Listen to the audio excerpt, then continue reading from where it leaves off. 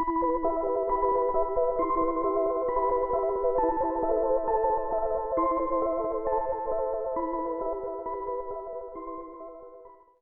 Axeman was active in the Crescent City during May of 1918 until October of 1919, roughly 18 months. His identity was never revealed, and he was never caught and remains a mystery to this day. It is believed that he started out in Texas before moving on to New Orleans in 1918. Since the killing stopped after his last victim was killed in 1918, it is also believed that he moved to California, which I will explain later in this video. While in New Orleans, it is believed that he targeted the Italian community, and some believe this was connected to the mafia, but this was never proven.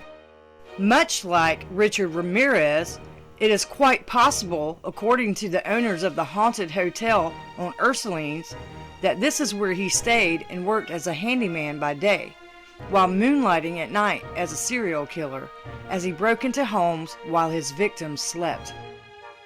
According to reports, this is very feasible, and I mention Ramirez because he didn't kill where he slept. Ramirez was said to stay near Skid Row in the Cecil Hotel, but would go out into the suburbs of LA to break into homes at night while his victims slept. Much like Ramirez, who claimed to be a Satanist, the Axeman also claimed to be not of this world and the angel of death. The Axeman was responsible for at least 6 deaths and multiple attacks. Till this day, the perpetrator was never identified, and so the murders remain unsolved. His MO involved breaking into the victims' homes while they were sleeping and using their own tools and weapons against them, usually an axe. Another similarity of the Axeman and Ramirez was that it was believed his targets were that of women, and if a man was home asleep with his wife, he would be murdered as well. The first crime occurred on May 22, 1918. Joseph Maggio and his wife, Catherine, were sleeping when the Axeman broke into the house and then proceeded to cut the couple's throats with a straight razor. Before leaving, he bashed their heads in with an axe. Catherine's throat had been cut so deep that her head was nearly severed from her shoulders. Joseph was still alive when his brothers found him 2 hours later. However, he died minutes after. The next victims were Louis Bessemer and Harriet Lowe on June 27, 1918. Louis was struck with an axe, which resulted in a skull fracture. Harriet was hacked over the left ear and found unconscious when police arrived at the scene. Both of them survived. Louis later stated to police that they had been sleeping when they were attacked. Harriet Lowe ended up dying on August 5th after a surgery done to repair the damage done by the attack. Just prior to her death, she told authorities that she suspected it had been Louis who had attacked her, but this was never proven, and perhaps Harriet's mind was in a fog and confused before she succumbed to her injuries, as Bessemer was a victim as well. Anna Schneider, who is 8 months pregnant, was the next victim. She woke up and saw a dark figure standing over her. She was bashed in the face repeatedly, and her scalp had been cut open. Thankfully, she and her baby survived, and 2 days later, she gave birth to a healthy girl. Joseph Romano was an elderly man who lived with his 2 nieces. After awakening to sounds coming from his room, they decided to bravely investigate. They found him bloody with several cuts in his head made by an axe. The attacker was fleeing the scene, and they were able to describe him as a dark-skinned, heavy-set man who wore a dark suit and slouch hat.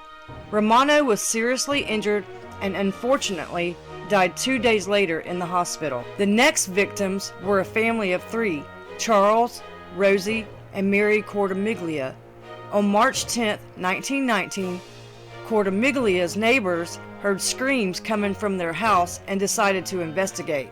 Upon entering the house, they noticed that all three of them had been attacked. Rosie, wife of Charles, stood with a serious head wound, clutching their deceased 2-year-old daughter, Mary. Charles and Rosie survived. After this attack, on March 13, 1919, New Orleans police received a letter from a man claiming to be the Axeman.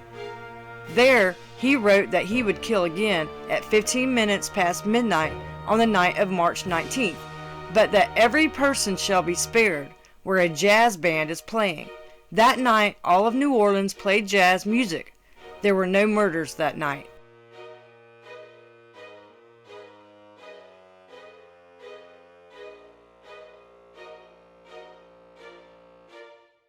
Steve Boca was the next victim after the letter, followed by Sarah Lawman. They were attacked like the other victims while they were sleeping with an axe. Fortunately, both of them survived. The last and final murder of the Axeman was Mike Pepitone, who was attacked on October 27, 1919. His wife, Esther, was awakened by a noise in the house and saw a large, axe-wielding man fleeing the scene. Pepitone was hit 18 times with an axe. Before I go any further into Pepitone's death, let's talk about the photo which was leaked to Creepypasta a few years ago, which on the back of the photo was dated October 1919. The image is claimed to be the work of Edouard Martel, a French photographer who traveled across the USA in the early 20th century while testing his new invention, a camera with automatic exposure settings and a shutter mechanism attached to an adjustable timer. This photo was one of many shot by Martel's new camera, which he often hid from public view to capture the most candid shots possible, as his subjects were usually unaware they were being photographed. Sadly, Martel's invention did not bring him success, and neither did his photos. He reportedly died penniless in 1955, and his large collection was left to his daughter Jean. Jean was sorting through that very collection when she came across a photo dated October 28, 1919, which depicts a row of homes along an empty New Orleans street. Her father had rejected the image on account of the motion blur, which obscures the features of a man who can be seen entering one of the houses. Here are what some of the people on Creepypasta had to say. One person said, "The building in the photo is at Orleans and Dauphine, and called locally the Sultan's Palace, and it has its own sordid murder story that is unrelated to the Axeman." A second one said, "The Axeman mainly attacked people on corners. Mike and his family lived on the corner of South Scott and Ulloa Street, so this isn't the Axeman." And a third person claims, "That picture was not taken anywhere near Scott and Ulloa Street. I actually live at Scott and Ulloa Street as I write this comment. This area never looked like that. Yeah, 100 years have passed since the murders, but the area has not changed much. This I promise. That photo was taken in the quarter somewhere." I myself have been to New Orleans many times, and I agree with them. There has been much dispute that this is even the Axeman, and it is pretty much known that none of his murders occurred in the French Quarter. This photo definitely shows a man entering a building on Dauphine, which was once home to the Sultan, which has its own horror story, and for another project, another day. In this video, I am going to focus on that photo and how this is most likely not the Axeman, and it is definitely not the home of Mike Pepitone, as Pepitone did not live here. The home of Mike Pepitone is about 9 minutes by car and a little over an hour if walking. And to prove this, here is a photo of the Sultan's house today compared to the photo that was leaked to the internet on Creepypasta. I'm also going to put a photo up of Google Maps that shows you how to get from Dauphine, where the Sultan's house is, the photo that's in that picture, to Mike Pepitone's house, where it stands today. Mike Pepitone, the Axeman's last victim, was attacked on the night of October 27, 1919. It was his wife Esther who was awakened by the noise and arrived at the door of his bedroom just as a large axe-wielding man was fleeing the scene. Mike had been struck in the head and was covered in his own blood. Blood splatter covered the majority of the room, including a painting of the Virgin Mary. Esther and her husband Mike had turned in for the night at their mid-city home. They operated a corner store at the front of their building at South Scott and Eulala Streets. And with a circus on Tulane Avenue just a block away that weekend, their day had been busy.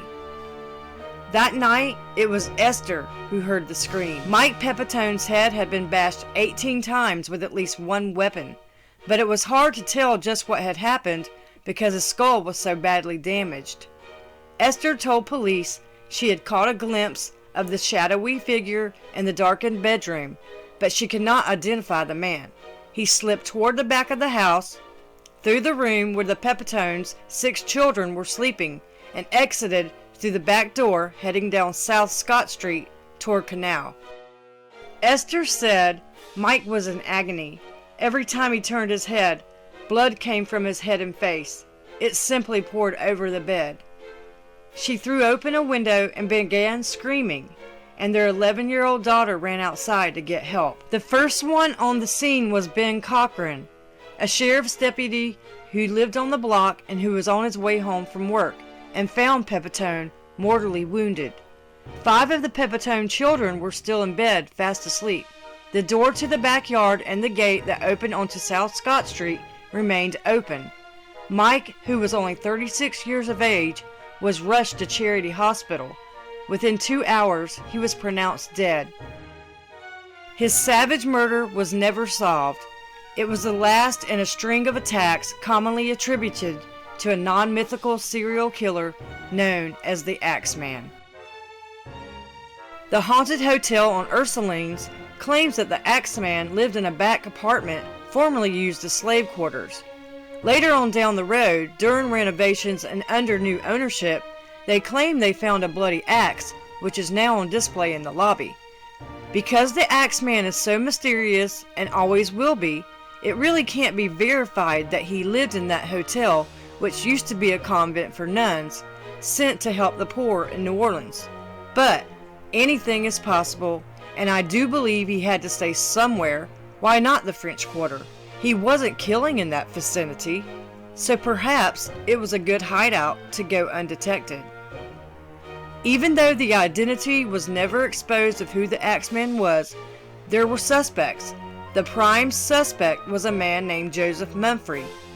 Now, let's back up to the victims of Mike Pepitone and his wife, Esther. This is also where the theory that California comes into play, that the Axeman ended up in Los Angeles. Later, Esther became convinced that she knew the identity of the Axeman, and that man was Joseph Mumphrey, and this is how she believed she figured it out. After the murder of her husband Mike, Esther moved to Los Angeles and married Angelo Albano. On the 2nd anniversary of Mike's death, Albano disappeared and was never seen again. Before they had married, Albano had ended business with a man that went by many names, including Joseph Mumphrey. On December 5, 1921, Mumphrey visited Esther's house in California and demanded $500 and her jewelry, another similarity of Ramirez, before he threatened to kill her the same way he had killed her husband Mike. But Esther said, "Not this time, buddy," so she took a gun and shot Mumphrey dead. When Esther was arrested for Mumphrey's murder, she claimed that he was the Axeman and that she had seen him run from her bedroom the night that Mike had been murdered. The LAPD noted there was evidence linking Mumphrey to the death of Mike, and thus Esther was acquitted. Upon investigation, the police found that Mumphrey ran a blackmailing gang in New Orleans that preyed upon Italians. Nearly all of the Axeman victims were Italians. Mumphrey had been in and out of prison for 10 years. the times coinciding with the Axeman attacks. However, there was not enough evidence to directly link Mumphrey to the crimes, and he was never officially labeled as being the Axeman. I believe Esther could have solved the case, that Mumphrey and all the circumstantial evidence surrounding him could have convicted him in courts today, since Esther was a good eyewitness. However, back then, court systems didn't work that way, and DNA wouldn't exist for another 75 years at least. So, maybe she knew this, or was just so angry she took the law into her own hands, and the Axeman she alleged was Mumphrey was no more. So, we know the photo is not the Axeman. We know it is not the last location of his last victim, Mike Pepitone. But what we do know is the Axeman was very real, and he terrorized the citizens of New Orleans and possibly other states. But because no suspect was ever officially revealed, this serial killing, axe-wielding murderer will always remain a mystery.